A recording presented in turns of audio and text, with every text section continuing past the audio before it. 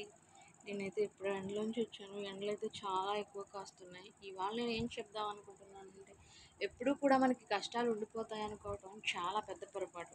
కష్టాలొస్తేనే గదా మన సత్తా ఏంటో జనానికి చాటి చెప్పేది. అప్పుడే కదా మనమంటే ఏంటో సమాజానికి తెలిసేది. చాలా పోరాటాల తర్వాతే మనకు స్వతంత్రం వచ్చిందనేది ఎంత నిజమో, మన జీవితాల్లోనూ కూడా స్వతంత్రం ఏం రావక్కర్లేదు. స్వతంత్రం వచ్చేసి మనకి చాలా స్వేచ్ఛనైతే ఇచ్చింది.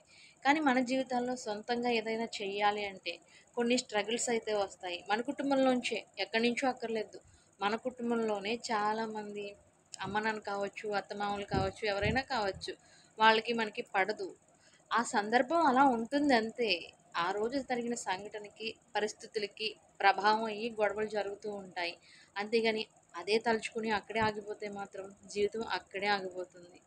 అవి రావటం కూడా చాలా మంచిది. అవొస్తేనే కదా మీరంటే ఏంటో జనానికి చాటి చెప్పేది. ఏమంటారు? Thank you for watching.